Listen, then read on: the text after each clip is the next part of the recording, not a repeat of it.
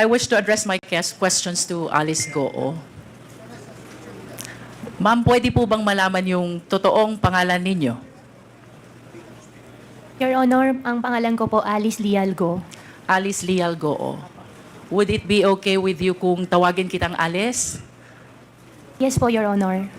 Alice, before ka na naging mayor ng Banban, gaano katagal ka nang nakatira sa Bamban? Your Honor, hindi ko po maalala yung exact years, pero matagal na po ako sa Bamban. Can you at least give me an approximate length of years? More than 10 years ba o more than 20 years? More than 20 years po. More than 20 years. And you will agree with me that 20 years stay in Bamban is really long enough. Diba? And I would assume also na imbibe mo na ang kultura, ang pamumuhay, at maging ang ugali ng mga taong nakatira sa Bamban. Tama ba ako? Can you please enlighten us? Ano ang kabuhayan doon sa Bamban 20 years ago? Your Honor, nakatira po ako sa Bamban, pero as what I mentioned din po sa Senate before, nasa loob lang po kami ng farm ng piggery, hindi po kami masyado lumalabas, pero as what I understand naman po sa municipality po ng Bamban ay farming po. Farming is the main industry in Bamban. Ma'am, if I'm not mistaken po, farming and quarry. Farming and quarry. Alin ang mas lamang? Yung bang farming or yung quarry? Your Honor, tingin ko po farming. Kasi And marami pong farmers. mas marami ang farmers kesa sa mga quarry workers. Tama ba? Yes po, ma'am. That was 20 years ago. Now let's move a little forward. 10 years ago, kumusta ang buhay sa Bamban? I believe 10 years ago, ganun pa rin po, Your Ganun Honor. pa rin. Opo. So would you agree with me if I would say, kung anong buhay ng mga taga-Bamban 20 years ago, ganun pa rin ang buhay nila 10 years ago? Yes po, Your Honor. How about before you became a mayor? Anong kabuhayan sa Bamban? Ang kabuhayan po sa Bamban, maliban po doon sa na-mention ko po na farmer, ay meron din po ibang nagtatrabaho po sa Clark as workers po. And would you say na ang buhay sa Bamban for the length of 20 years, madali ba o mahirap para sa mga mamamayan ng Bamban?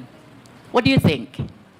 From the point of view of an ordinary resident of Bamban, bago ka naging mayor, how do you appreciate the life in Bamban? Madali ba? Masagana ba? Mahirap ba? I believe, Your Honor, hindi po madali para sa kanila at tingin ko rin po, marami pa rin po yung mahihirap. So, you will agree with me if I would say, mahirap ang buhay sa Bamban. Your Honor, tingin ko po hindi naman po lahat, pero for sure po meron po. Alin ang mas lamang, ang mahirap o ang mayaman? Your Honor, mas lamang po ang mahirap. Mas lamang ang mahirap. And soon enough, Mayor, tumakbo ka bilang mayor, di ba? Tama bang isipin na because of your observation, na mahirap ang buhay sa Bamban, na antig ang kalooban mo, naawa ka sa mga tao, nangarap ka para sa kanila, ng kaginhawahan? Tama ba yun, Mayor? Your Honor, that's one of the reason din po. So you confirm na ang dahilan kung bakit tumakbo kang mayor, gusto mong paunlarin ang mga tao sa Bamban. Your Honor, that's one of the reason po, opo. May I know, Mayor, nung na-elect po ba kayo, ano pong type of municipality ang Bamban as to income classification? Your Honor, second-class municipality po. Second-class municipality. And if you still remember, magkano ho ba ang kita ng LGU ng Bamban being a second-class municipality? Your Honor, I have no figure po and hindi ko po maalala po yung data po. But nevertheless, Ma'am Alice, you recognize the fact na iba kung hindi ka mayor, iba kung mayor ka, kung ang pag-uusapan natin ay ang pangarap mong mapaunlad ang Bamban. Tama ba yun? Opo. And the reason kung bakit ka tumakbong mayor, gusto mong paunlarin ang Bamban because you believe na pag naging mayor ka, marami kang pwedeng gawin sa Bamban. Tama ba? Opo, Your Honor. And one of these things that you can do in Bamban, you can invite and welcome investors. And naniniwala ka rin na itong mga investors na ito, itong mga business establishments na ito ang magpapayaman sa Banban at ito ang magpapaalwan ng buhay ng mamamayan ng Bamban. Tama ba? Ang belief ko po ay pag nakapag-invite po ng more investors po sa bayan po namin, bibigyan po ng mas maraming work opportunity po sa mga constituents po namin. And let us move forward, Ma'am Alice. 2022, tumakbo ka na at umupo ka na bilang mayor. Of course, you confirm that because that is a common knowledge, no? I'll be showing some pictures, ma'am, ha? I hope you please enlighten us kung sino itong larawan na ipapakita ko sa iyo. I am referring to the picture on the right of the monitor. Opo. Alice Leal Goo, Bamban. Opo. Kayo po ba ito? Yes, Your Honor. And can you please enlighten us, ano po ba ang nakasulat dito sa poster na ito? Your Honor, ang alam ko po dyan, yan po ay isang newspaper po na from the, I think, Chinese community na kinakongratulate po nila. Yung daddy ko po. Yung dad ko po kasi isang Chinese. And why are they congratulating your dad who is also a Chinese? Sila po yung, ano po since Chinese, tingin ko po since Chinese po sila at nag-congratulate po sila through Chinese newspaper. I consulted some people who know how to read these Chinese characters. And according to them, the exact translation of these characters goes like this. Congratulations to the first Chinese mayor, Alice Leal Goo of Bamban. Ma'am, wala pong ganun nakalagay. Okay. Can we proceed to the next picture?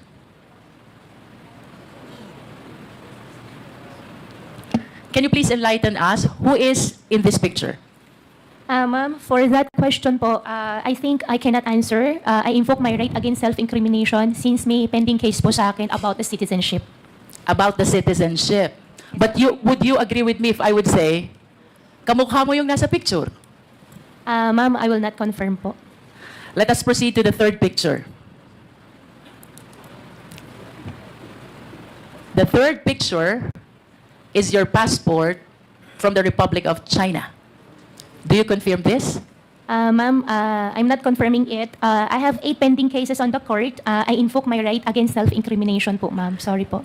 Nonetheless, Mr. Chair, I wish to manifest that the third picture is the picture of the passport of Alice Goo, issued by Chinese government, where the name of her mother, Lin Wenyi, is indicated, and she is described as the dependent of a holder of a special investor resident visa. The mother is even described as from Fujian province. And I wish to go back to the first picture. Miss Alice Goo was described also as from Fujian province. And I understand that Miss Alice Goo acknowledged only the first slide and refused to identify the second and the third slide. Nonetheless, Mr. Chair, I wish to manifest that these documents are evidence to show that indeed the nationality of Ms. Goo is Chinese. Nonetheless, Mr. Chair, in order to realize her intention, run to a public position, bring growth and prosperity to the municipality of Bamban, including the people who lives thereat, Ms. Alice Goo allowed, if not she's the one who purposely caused the same, the late registration of his birth, and even the application of her Philippine passport. I understand, Mr. Chair, that the right to run to a public office is a right which is exclusive to Filipino citizens. And I wish to manifest as well that this should be dealt with by law because this is something which open the country to issues of national security and interest, Mr. Chair. If I may proceed, Mr. Chair. Bilang mayor, Ma'am Alice, in line with your vision, paunlarin ang Bamban, bigyan ng kaunlaran ang taga-Bamban, ano po ba ang mga kumpanya na dumating sa Bamban during your time as mayor of Bamban? During my time po, dumating po ang Jollibee, dumating din po ang McDonald's, dumating din po si RCS po na isang supermarket chain, and supposedly may mga darating pa mga factories and restaurants po, ma'am. And would you confirm that it was also during your time nung dumating ang Baofu? No po, ma'am. You don't? Ang Baofu po is not 2022 po, ma'am. But the business permit signed by you shows the date October 25, 2022. Ma'am, I think may previous po na mayor's permit. Nag-start po Let yan me rephrase my 2000. question. Yeah. Therefore, it was during your time nung na-renew ang business permit ng Baofu. Do you agree to that? Sorry, Your Honor, anong year po? 2022, October 25. October 20. I think po, opo. You are the mayor already. As a matter of fact, if the secretariat can show the business permit of Baofu was signed by Miss Alice Goo in her capacity as mayor. And would you confirm as well na yung Zunyu One Tech dumating din at naisuhan ng business permit during your time? Your Honor, I issued the mayor's permit for Zunyu 1 because meron po silang PACCOR license po na pinakita po sa amin. May we direct the resource speaker, Mr. Chair, to limit her answer to the question. The question, Ms. Alice Goo, is pinatototohanan mo ba na sa panahon mo bilang mayor, June 27, 2023, na-create ang Zunyu 1 at na-issue ang business permit? Your Honor, I issued the permit for Zunyu 1 with the attachment of PACCOR license po nila. But you confirmed that you issued the business permit. I issued the business permit with the attachment po ng PACCOR license po nila. Thank you. Thank you How po. about Hongsheng Corporation? When was this established? Your Honor, for Hongsheng, I'm not sure with the exact date po. And you will agree with me also that during the Senate hearing, etong tatlong kumpanyang ito, whenever you are being interpellated, palaging nababanggit. Yes po. Tama ba? Yes po. Can you enlighten us? Ano po ba ang naging koneksyon, partisipasyon nyo dito sa tatlong kumpanyang ito kung bakit parating nababanggit ang mga kumpanya na to? Your Honor, I think 2018 or earlier, hindi lang po talaga ako sure sa exact year, the land of the Baofu belongs to me. And I sold... What year is that, Miss Alice? Your Honor, 2018 or 19. 2018. You are the owner of the Of the land land, of Baofu. of the land. 2018. Yeah, 18 or 19. You are not yet the mayor. I'm not yet a mayor. Okay. In 2021, I divest the entire property to the corporation po. And can you please cite the exact date when you divested yourself of your interest in Baofu? 2021, September 21, 2021. I believe so po, ma'am. And that is 7 days before you filed your certificate of candidacy for mayor of Bamban. Okay. What therefore is the significance of your ownership of this land with respect to Baofu, Hongsheng, and Sunyuan? Ano pong kahalagahan ng pag-aari nyo? Your Honor, after year 2021, I owned the land before year 2021. After year 2021, wala na po ako pag-aari. Hongsheng, I don't belong. Zunyu 1, I don't belong din po. What therefore is the connection of Baofu with Hongsheng? Baofu and Hongsheng, as what I understand, Baofu is the property owner and Hongsheng is the licensee po. How about Baofu and Zunyuan? Baofu and Zunyu 1, I think, if I'm not mistaken, the documents they showed us is Zunyu 1 leased the partial, I think, 3 floors of Baofu. I think we have the contract of it. In other words, Ms. Alice, even the buildings which are erected on the lands are owned by Baofu? Tama ba yun? Your Honor, I think I'm not the right person to answer, but as what I understand po, from the documents we get from Zunyu 1 before, yes po. You mentioned earlier, sometime in 2018 to 2019, ikaw ang may-ari ng lupa. Yes, ma'am. Then sometime thereafter, nilipat mo sa Baofu. We form a company. Ang pinaka-share ko is the property. Ang usapan po namin... What is the name of the company? Baofu. Baofu. Yeah. And when the initial plan was housing. However, nung ang usapan ay maglalabas na ako ng in cash, initial agreement was only the property, ang pinaka-share ko. And nung usapan ay maglalabas na ako ng pera, hindi na po ako pumayag, I divested already. And Okay. after that po, hindi ko na po alam. Matagal ka ng negosyante, Alice, tama ba? Your Honor, yes po. And I wish to share the list of the companies owned by Goo family. Secretariat, please. As a matter of fact, based on my research, your family owned 11 out of 12 listed companies, no? The significant observation, Miss Alice, ang may-ari ng 11, lahat family members. And I would assume na mas komportable ka na ang kanegosyo mo ay family member. Tama ba yon? Your Honor, yung nakita ko po sa harapan ko po, hindi po lahat sa akin. And then, or sa But your amin. name is listed. Yeah, yung isa po dyan ay yung 1, 2, 3. Yung iba po dyan ay hindi po nag-operate. Hindi po natuloy yung mismong company. Nevertheless, would you confirm that majority of these companies, your name is listed as one of the owners? Yes, Your Honor. And the names of your family members are likewise listed as one of the owners. Do you confirm? Yes, Your Honor. In other words, Miss Alice, sa usapang negosyo, naniniwala ka na dapat ang kasama sa negosyo, kilala mo? Yes, Your Honor. Naniniwala ka din na dapat ang kasama sa negosyo, pinagtitiwalaan mo? Yes, Your Honor. At bago magkaroon ng tiwala, dapat kilala muna. Tama?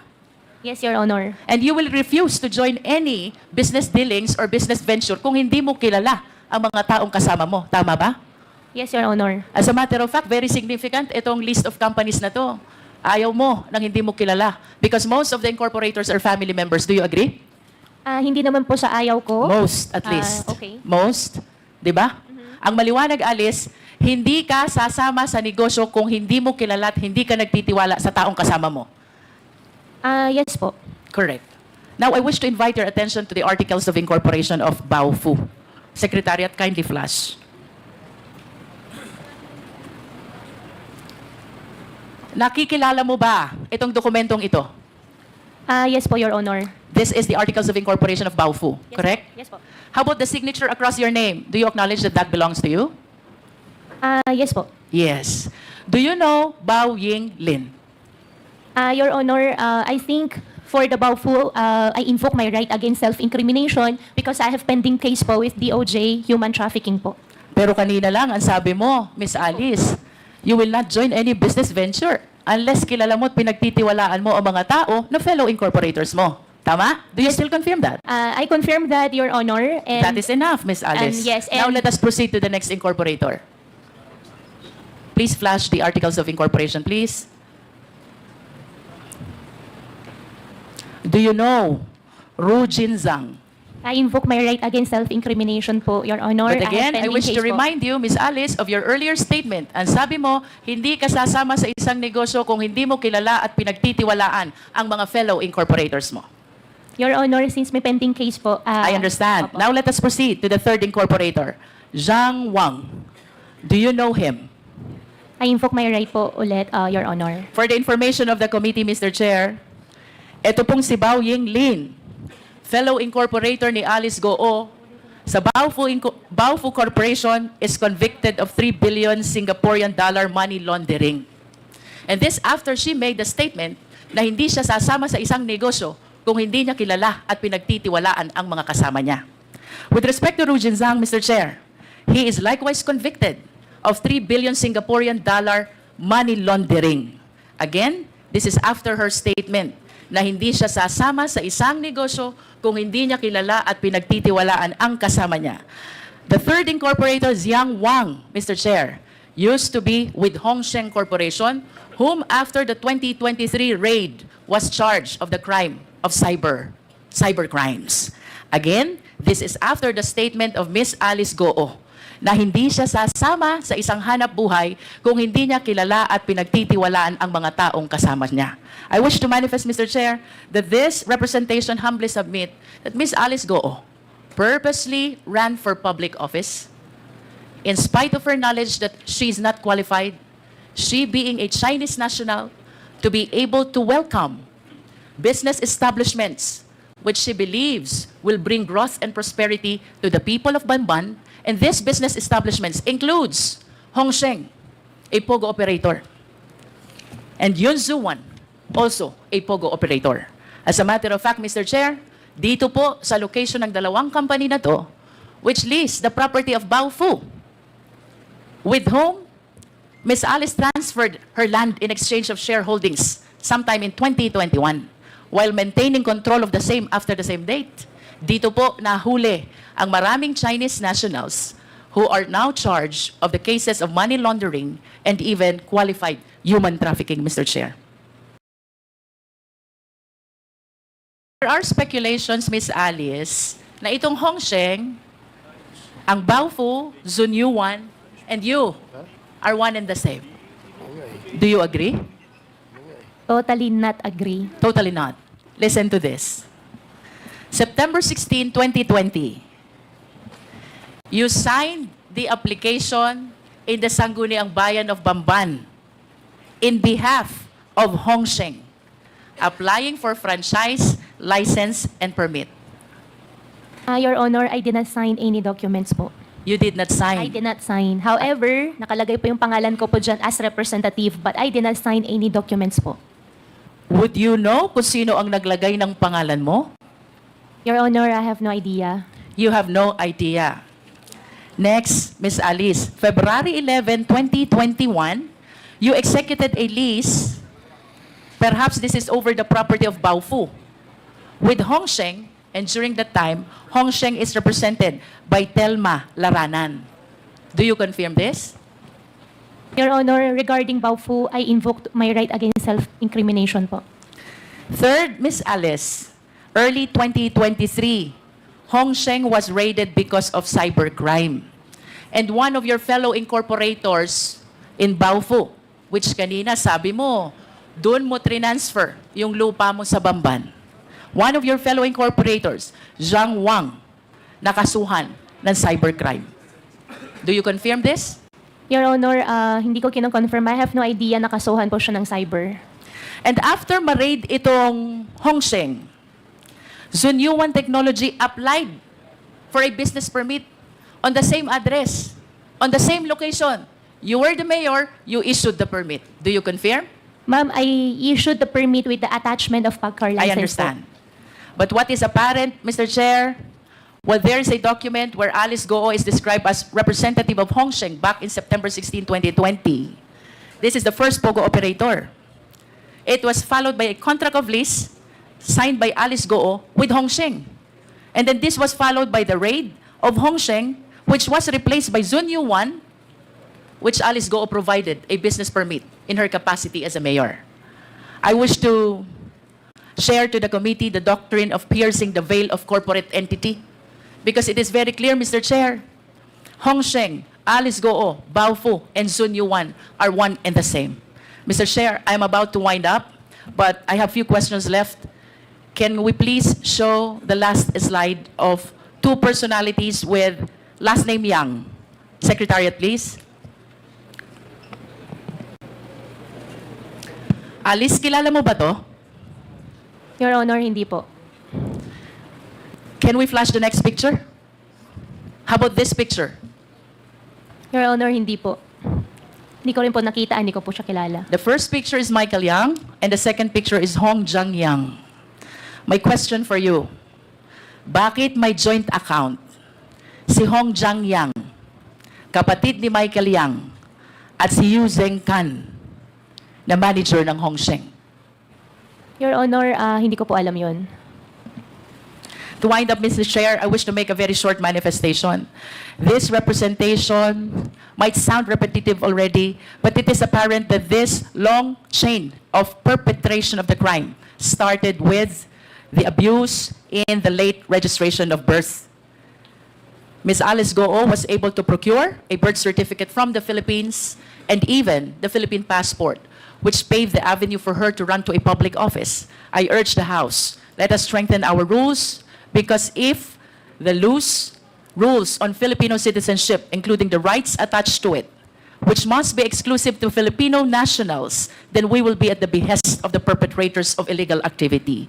To add, Mr. Chair, the fictitious birth certificate even paved way to solicit identification cards from different government offices. That includes the DFA, the BIR, the LTO, and the similar government offices, Mr. Chair.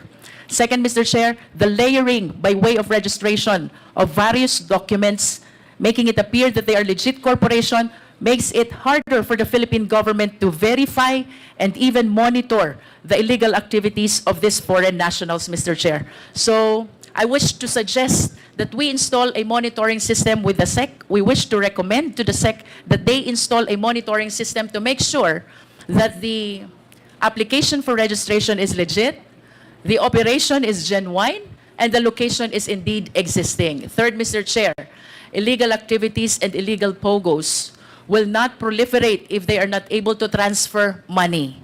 So I humbly suggest as well, Mr. Chair, that we tighten our rules on anti-money laundering. Hindi po sila makakapag-perpetrate ng illegal activities if there are no funds which will fuel their illegal activities. I submit, Mr. Chair.